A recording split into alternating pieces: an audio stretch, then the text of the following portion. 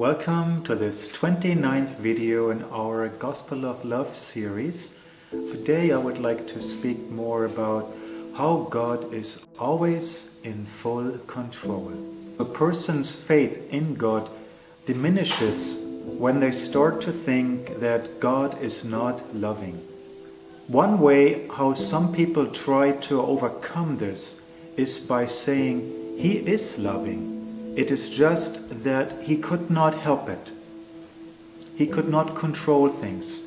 It was out of His control. There was a counterforce like Satan who took over a certain section of the world or reality. Somehow things are just not totally in God's control. But that is incorrect. People like this think that this world is where pleasure is, and this is what God has made for us. God has got His kingdom for Him, and God made this for us.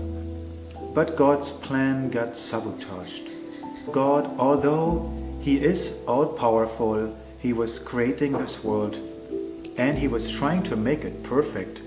But then all of a sudden, some other entity from some other place came and prevented God from completing the job. Supposedly God now felt, what am I going to do now? And he could not get rid of this devil. And that is why things are still very imperfect in this world. Or maybe people will say, it will take some more time. God will fix it in the future. It will be perfect. God will get His act together one day and really be all-powerful, and He will smash that devil down and He will win this war. This type of thinking is based on incomplete knowledge. God has no competitor. God never comes under the control of the material energy because He is the origin of the material energy. In Isaiah 45, 5-7, I am the Lord, and there is no other. Apart from me, there is no God. I form the light and create darkness. I bring prosperity and create disaster. I, the Lord, do all these things. And in Isaiah 46:5 and 9-11, it could not be said more clearly. To whom will you compare me or count me equal? To whom will you liken me that we may be compared? I am God, there is no other.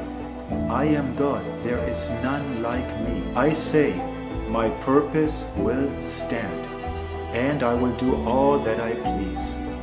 From the east I will summon a bird of prey, from a far-off land, a man to fulfill my purpose.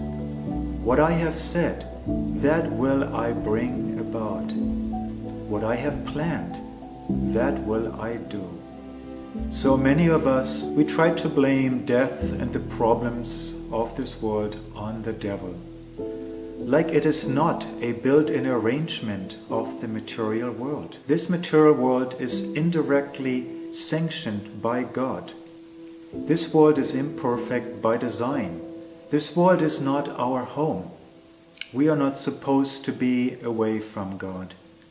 We're not supposed to be trying to be masters and try to lord over others. The real problem is not that this world is imperfect or that God did not do a perfect job. The real problem is actually my consciousness, my attitude. The problem is not somebody else.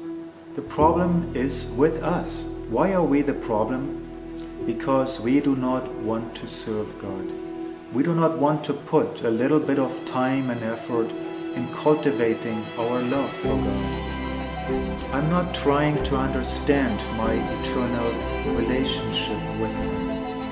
Instead, we do not want to serve God. We need to focus on our lack of sincerity and surrender and not blame anyone else for our problems. It is not that God is imperfect in any way. It is us who are not living in harmony with reality. It is us who are not living in harmony with God's will.